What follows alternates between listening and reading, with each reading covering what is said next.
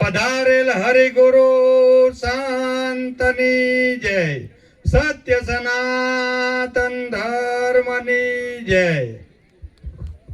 હવે જે ગુરુ મહારાજે એમને જ્યારે ગુરુબોધ કર્યો ત્યારે જે વચનમાં બાંધ્યા હતા ગુરુ મહારાજે એમને કે તમારું આ જે તન છે ને એ ગુરુને અર્પણ કર્યું, તમારું મન અર્પણ કર્યું, તમારું ધન અર્પણ કર્યું, અને છેલ્લે બધો જે કચરો ભરેલો હોય ને કચરો એ શેમાં ભરેલો હોય? માથામાં. તન ભેગું માથું નથી આવતું એટલે માથું એ પણ અર્પણ કર્યું ગુરુ મહારાજ આગળ કે આ બધું ગુરુ મહારાજ તમારું છે, મારું આમાં કઈ છે નહીં. પછી ગુરુ મહારાજે એમને વિવેક કરીને પાછું આપ્યું, કારણ કે પાછું ના આપે તો ઉપદેશ કોને કરે? એટલે એમને વિવેક કરીને પાછું આપ્યું અને એમને વચન બાંધ્યા ભરત મહારાજને કે ભાઈ જે આ તન છે ને એ હવે તમારા ઘરે સંતો આવે એની સેવા કરવાની, જે બને તે મરચું રોટલો મળે કે જે મળે પણ સંતોની સેવા કરવાની તમારે.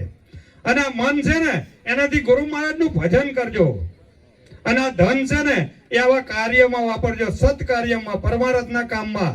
આજે આપણે બધા જોઈ રહ્યા ને નજરની સામે આ ગુરુ મહારાજને વચન આપ્યું, એ ગુરુ મહારાજનું પૂરું કર્યું. જો તમે આ કેટલા દૂર દૂરથી સંતોને બોલાયા, અને આજે તો સાચા હીરાનો વરસાદ થવાનો હોય. પણ જો તમારી સુરતા બરોબર રાખી હશે તો બરાબર, નકર નાવાનું પાણી હાથ પગ ધોવામાં જવાનું એ નક્કી નક્કી નક્કી.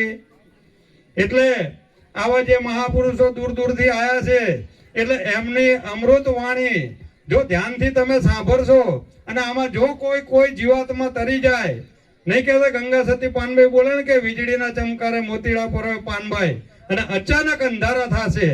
આ દેહનો કોઈ ભરોસો નહીં. કાચી માટીનો કુંભ બનાવેલો છે, ગમે ત્યારે જતો રહે. હમણાં પેપરમાં આવ્યું હતું કે ભુવાજી ધૂણતા ધૂણતા જતા રહ્યા. એક ભગત ડાકોર જતા હતા ભરવાડ સમાજના, એ ચાલતા ચાલતા અટક આવી ગયું.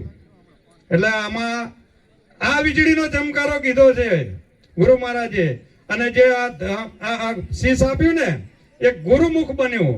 એટલે ગુરુમુખે કોઈ અપશબ્દ બોલાય નહીં, વિવેક કરીને બોલવા પડે. આટલું બોલી મારી વાણીને વિરામ આપું છું. બોલો સદગુરુ